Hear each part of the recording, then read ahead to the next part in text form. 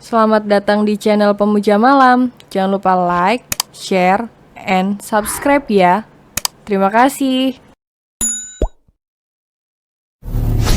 Episode 46. Belum bisa memaafkan bukan berarti dendam. Sudah, mau sampai kapan nangis mulu? Mandi sana, bawa acem, ucap Bu Sanum yang pura-pura mengejek. Padahal sebenarnya ia hanya tak mau ikut terlarut dalam tangis. Ayu terkejut, ia baru ingat, hari sudah mulai malam, tapi ia belum mandi. Ayu meringis, ia pun segera beranjak menuju kamarnya untuk bersiap mandi. Beberapa saat kemudian, Madava yang baru saja memeriksa beberapa bagian di rumah itu masuk ke dalam kamar. Baru saja ia menutup pintu, tiba-tiba sepasang lengan sudah mendekapnya erat dari belakang. Madava bisa menembak siapa itu. Madava pun membalikkan badannya. Ia seketika terbelalak saat melihat penampilan sang istri yang sungguh di luar dugaan. Raja Walinya pun seketika bangun dari tidurnya. Kau sedang mencoba menggodaku, ucap Madava dengan seringai di bibirnya.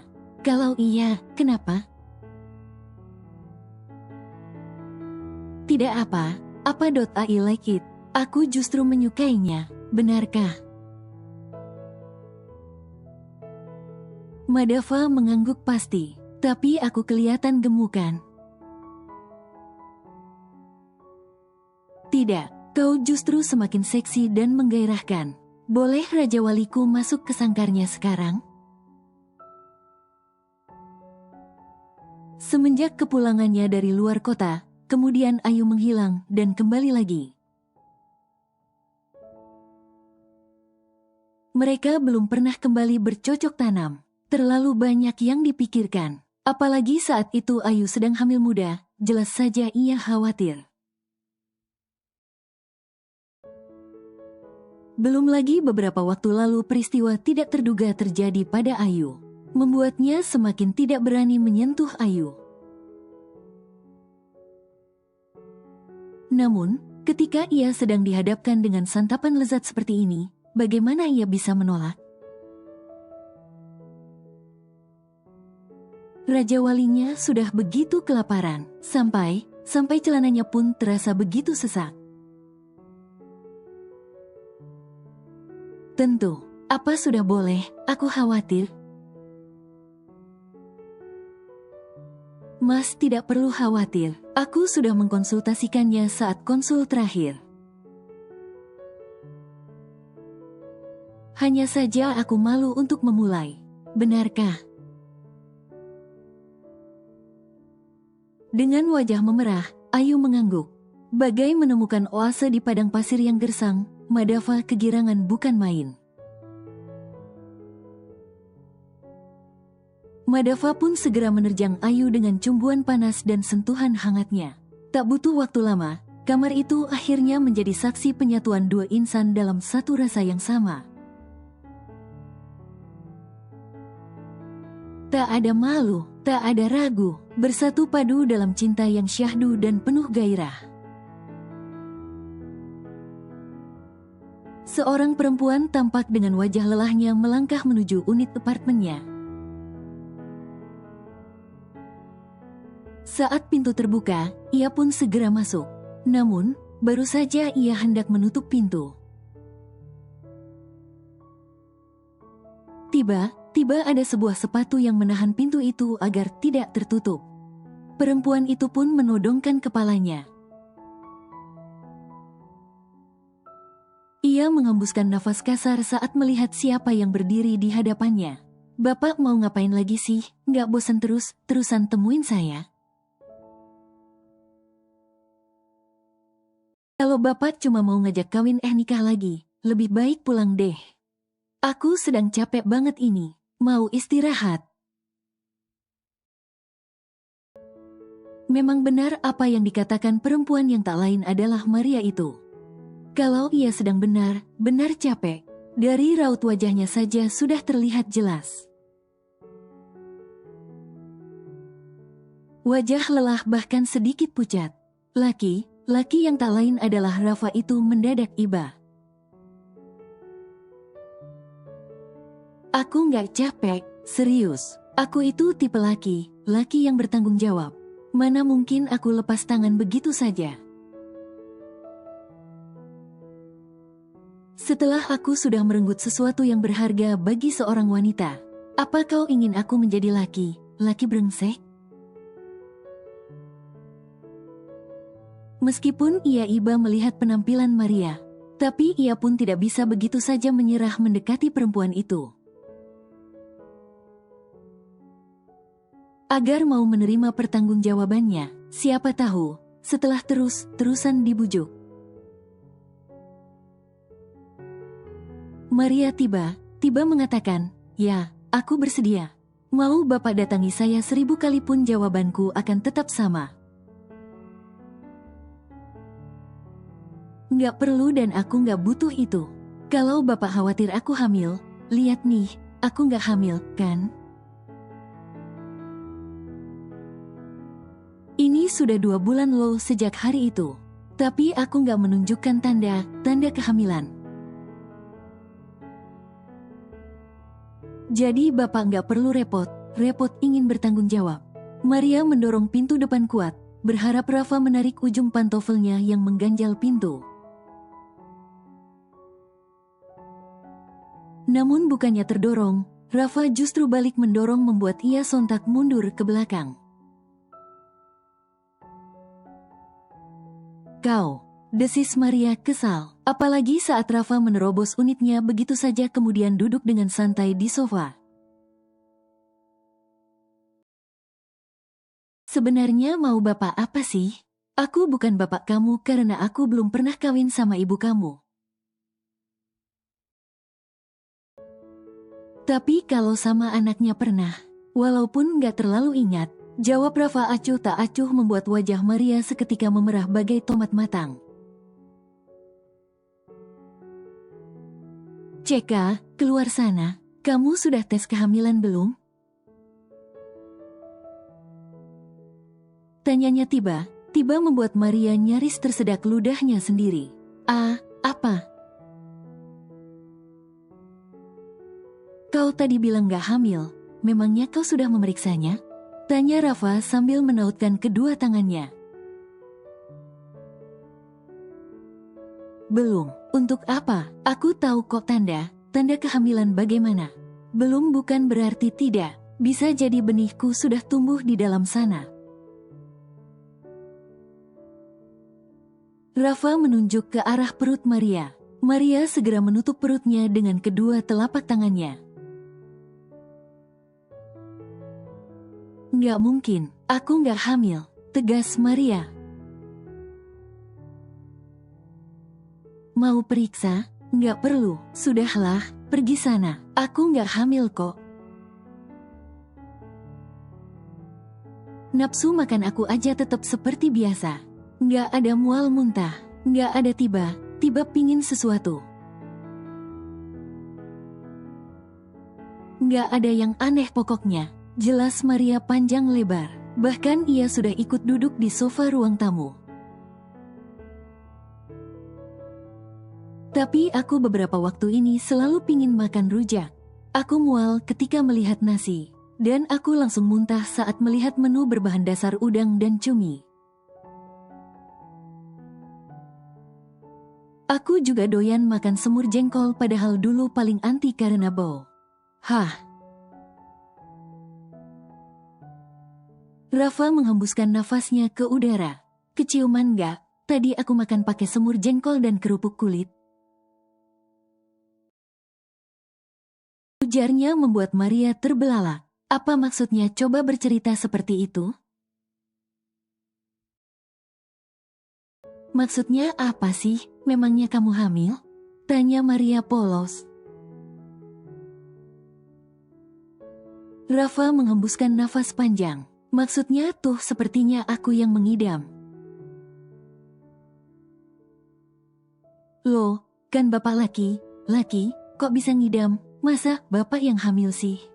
Koma. Jujur saja, Maria bingung. Ingin rasanya Rafa menangis karena kata Maria barusan. Maksudnya tuh, kemungkinan besar kamu hamil, Maria. Laki ngidam, bisa aja. Itu namanya kehamilan simpatik alias Covet Syndrome. Kalau nggak percaya, kita ke dokter kandungan aja untuk memastikannya. Jelas Rafa akhirnya membuat mata perempuan itu terbelalak. Apa? Memangnya bisa begitu? Makanya Maria, untuk memastikannya, kita ke dokter kandungan yuk. Aku nggak mau sampai calon anakku kenapa? Karena calon ibunya yang nggak peka dengan kehadirannya di dalam sana. Apalagi karena nggak tahu, kamu pasti akan makan suka kamu tanpa kamu sadari. Kalau makanan yang kamu makan itu nggak sehat, bahkan bisa saja membahayakan calon anakku. Tukas Rafa membuat Maria cukup terperanjat. Rafa lalu beranjak dari tempat duduknya. Lalu ia berjongkok di hadapan Maria yang kian terperanjat dengan sikap dan kelakuan Rafa saat ini. Rafa tak peduli. Ia justru meraih tangan Maria dan menggenggamnya. Selain itu, aku nggak mau anakku lahir dan dicap anak di luar nikah. Walaupun memang kenyataannya seperti itu, aku juga nggak mau anakku lahir tanpa orang tua yang nggak lengkap. Tolonglah, turunkan sedikit egomu. Kamu mau kan ikut aku ke dokter kandungan? Kalau kamu tidak hamil, oke, aku janji nggak akan ganggu kamu lagi. Tapi, kalau sampai kamu hamil, aku akan segera menikahimu. Suka tak suka, mau tak mau, aku tidak peduli. Aku akan melakukan apapun termasuk memaksamu agar mau menikah denganku. Bagaimana, kau setuju? Sementara itu, di kediaman Tika dan Mila, kondisi Tika semakin memprihatinkan. Sudah beberapa hari ini Tika mengalami panas tinggi. Mila sudah memaksa Tika untuk ke rumah sakit. Tapi ia menolak dan mengatakan akan segera baik saja. Setelah memberi makan Tika, Mila pun segera keluar. Namun seseorang yang sungguh tak diharapkan Mila kini justru sudah berdiri di hadapannya. Pak, tolong untuk hari ini, biarkan Tika istirahat, Pak. Dia sedang sakit. Mila berucap seraya memelas berharap Pak Suryo mau memberikan kelonggaran pada Tika. Aku sudah beberapa hari tidak kemari, lantas saat aku kemari kau ingin melarangku, yang benar saja. Pak Suryo berujar dengan satu sudut bibir terangkat. Tapi Pak, kau tahu bukan, aku tidak suka dilarang. Bentak Pak Suryo membuat Mila bergetar ketakutan. Lalu Pak Suryo masuk ke dalam kamar Tika dan membanting pintunya kasar. Tak lama kemudian, terdengar tangisan Tika. Pintu yang tidak tertutup rapat membuat Mila bisa mendengar jerit tangis Tika. Bahkan ia bisa mendengar suara pecutan dari dalam sana. Air mata Mila tumpah ruah. Mila lantas berlari cepat menuju dapur dan mengambil pisau yang ada di sana. Kemudian, Mila kembali lagi dengan berlari secepat mungkin. Dengan tangan bergetar, Mila menerobos masuk ke dalam kamar. Hati Mila teriris saat melihat Pak Suryo menjambak rambut Tika dari belakang. Rasakan ini, makanya, suruh ibumu tidak usah ikut campur lagi. Kau tahu sendiri, kan akibatnya. Sentak Pak Suryo nyalang. Pakaian Tika bagian atas masih utuh, tapi bagian bawah sudah tercecer di lantai. Pun Pak Suryo masih berpakaian utuh, hanya resleting celananya saja yang terbuka. Tika menangis terisak, isak membuat hati Maria perih bukan main. Ampun, Pak, maafkan Mama, Mama hanya tidak tega melihat saya yang sedang sakit. Berisik, rasakan ini, hentikan bajingan, jangan sakiti anakku lagi. Teriak Mila sambil berlari kencang mendekati Pak Suryo. Pak Suryo yang mendengar suara Mila pun segera menoleh. Namun di saat bersamaan sebuah pisau sudah lebih dulu mengoyak perutnya. Mata Pak Suryo terbelalak. Merasa belum cukup, Mila menarik kembali pisau itu dan kembali menusukkannya. Amarahnya sedang membara. Ia tidak terima Pak Suryo terus-menerus menyiksa anaknya. Rasakan ini, rasakan. Hahaha, mati kau, mati. Teriak Mila. Tika yang melihat itu menggelengkan kepalanya. Ia terkejut melihat sang ibu yang nusuk perut Pak Suryo dengan membabi buta. Mila dikuasai emosi yang membara, sehingga membuatnya tak sadar sudah melakukan sesuatu yang berbahaya.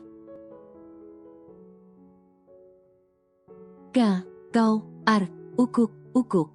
Berita tentang penangkapan Mila karena sudah menghabisi nyawa PK Suryo akhirnya menggemparkan hampir semua lini masa. Pemberitaannya masuk ke berbagai media. Ayu yang pada saat itu belum mengetahui perihal tersebut, pun cukup terkejut saat melihat pemberitaannya di kanal berita televisi swasta. Ayu yang saat itu sedang bersantai sembari menonton televisi, ditemani Bu Sanum yang asik dengan majalah fashionnya. Tiba terperanjat saat melihat pemberitaan tentang Mila, yang menghabisi nyawa Pak Suryo. Karena Pak Suryo saat itu sedang melakukan tindakan kekerasan seksual pada putrinya, Tika. Ayu tidak pernah menyangka kalau Mila akan melakukan hal demikian. Astagfirullah. Ucap Ayu yang benar terperanjat dengan berita di hadapannya. Ada apa, Yu? Tanya Bu Sanum yang khawatir saat mendengar seruan istighfar Ayu. Itu, dia, Bimila, Bibi Ayu, adik mendiang ibu. Ujar Ayu gelagapan, yang mana, yang ditangkap itu? Tanya Bu Sanum memastikan. Ayu mengangguk patah-patah. Iya, Ma. Bu Sanum pun cukup terkejut. Mereka pun tampak fokus mendengar penjelasan dari reporter yang melaporkan dari tempat kejadian peristiwa. Ayu yang mendengar berita tersebut cukup terhenyak, mengetahui apa yang sudah menimpa Tika dan ibunya. Ayu menghela nafas panjang, meskipun sakit hati, kecewa, dan marah atas apa yang sudah keduanya lakukan padanya. Tapi tak pernah sekalipun ia mendoakan yang buruk pada mereka. Bu Sanum yang sudah mengetahui tentang kelakuan keduanya pada Ayu pun mencibir. Itu balasan yang pantas untuk orang jahat. Mereka sudah memakan harta anak yatim. Memperlakukannya seperti seorang pembantu, merendahkan, lalu mengusir. Kalau menurut Mama sih balasan itu belum setimpal. Tapi ini baru balasan di dunia, belum tahu balasan di akhirat kelak. Yang Mama tahu, setiap perbuatan itu ada balasannya. Perbuatan baik maupun buruk, mau sekecil apapun, semua pasti ada balasannya. Tak perlu kita mengotori tangan kita untuk membalas semua perbuatan jahat seseorang. Biarkan Allah yang membalasnya, karena sebaik-baiknya dan seadil-adilnya hakim adalah Allah Subhanahu wa Ta'ala. Ucap Bu Sanum panjang lebar membuat Ayu tersenyum. Mama benar, bahkan Ayu pun tidak pernah berdoa yang jelek untuk mereka. Ayu pasrahkan semuanya pada Allah. Aku tidak mau menghakimi, tapi untuk memaafkan kesalahan mereka di masa lalu padaku pun rasanya masih sangat berat. Mama paham, segalanya butuh waktu. Belum bisa memaafkan bukan berarti dendam. Biarlah jadikan masa lalu sebagai pelajaran. Yang terpenting adalah masa depan. Masa depan kamu dan keluarga kecilmu. Semoga kau selalu bahagia ya, nak. Ujar Bu Sanum lembut seraya mengusap kepala Ayu. Ayu yang mendapatkan perlakuan penuh kasih tersebut jelas saja merasa bahagia. Sudah lama ia memimpikannya belayan kasih dari seorang ibu dan kini ia akhirnya mendapatkannya. Meskipun Bu Sanum hanya ibu mertua, tapi caranya menyayanginya sudah seperti anak kandung sendiri. Terima kasih ya, Ma, karena Mama mau menjadikan Ayu menantu Mama. Ucap Ayu tulus untuk kesekian kalinya.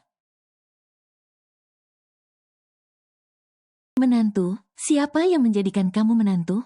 Ujar Bu Sanum datar membuat Ayu terhenyak. Maksud Mama tuh sudah menganggap kamu anak Mama sendiri. Jadi stop menyebut kamu menantu Mama karena bagi Mama kamu adalah anak Mama. Putri Mama yang berharga, imbuhnya membuat mata Ayu berkaca-kaca. Bu Sanum pun segera membawa Ayu ke dalam pelukannya. Ayu meneteskan air mata haru. Ia senang, ia bahagia, ia sangat bahagia. Sementara Ayu sedang berbahagia, karena semakin hari baik Madava maupun Bu Sanum semakin menyayanginya. Maka di lain tempat Tika sedang menjerit-jerit ketakutan. Karena perlakuan Pak Suryo dan melihat bagaimana Mila menusuk perut Pak Suryo dengan beringas. Membuat trauma tersendiri bagi Tika.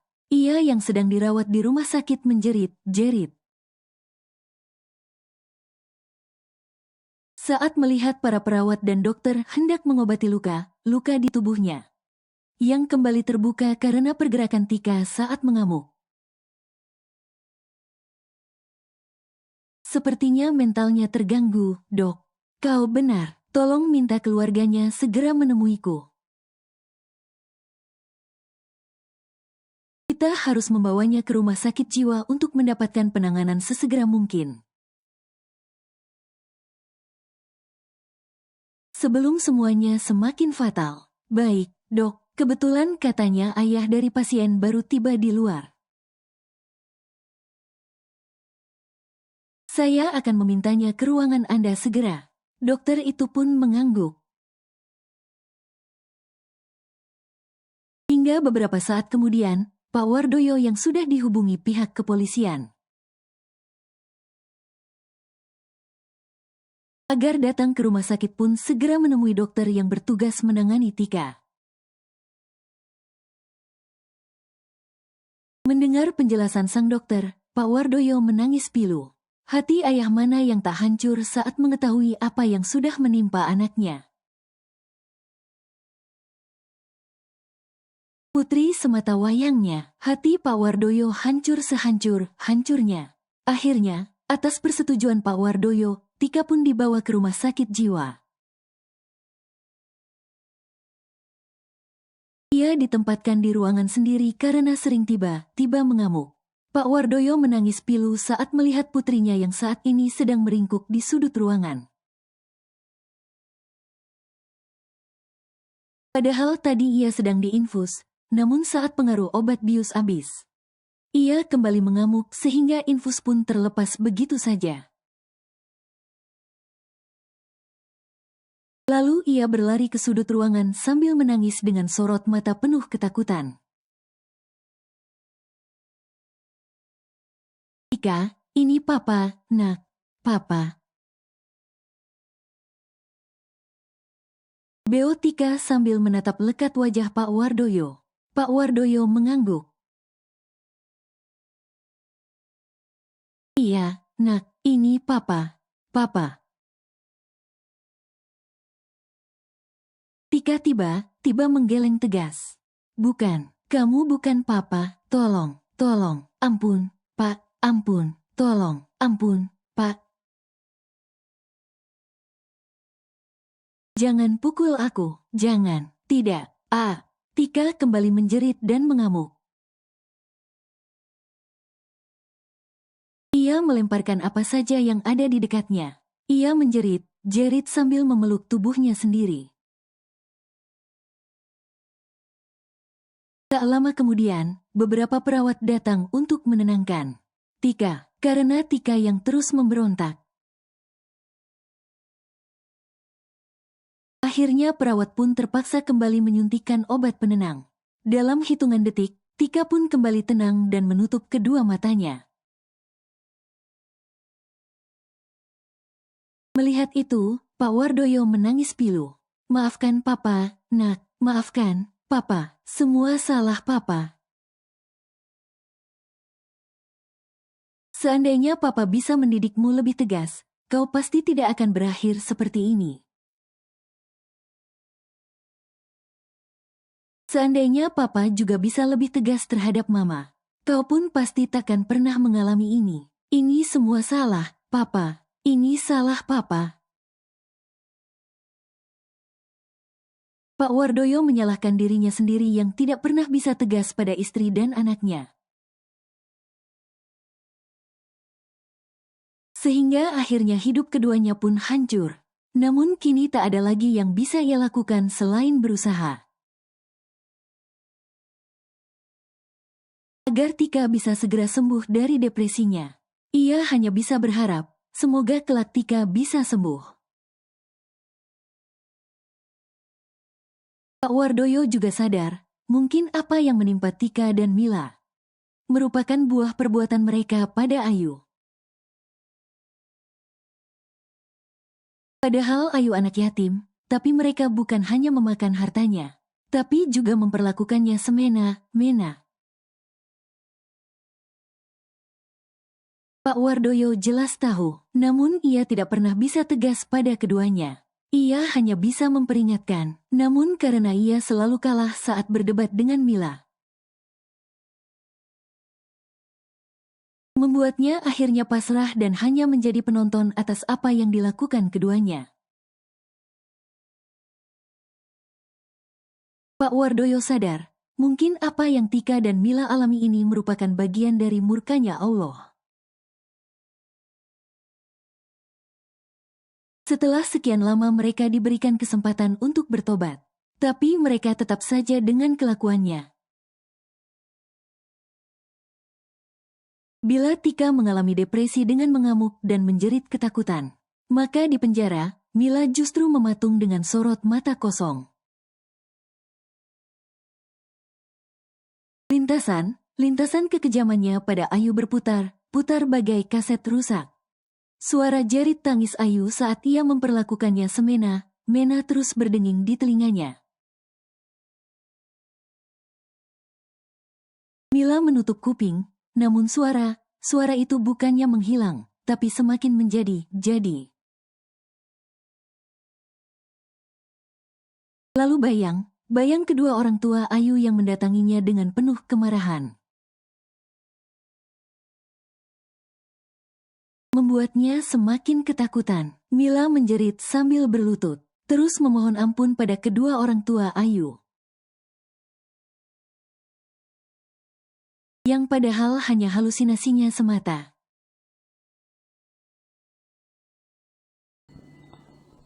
Bersambung.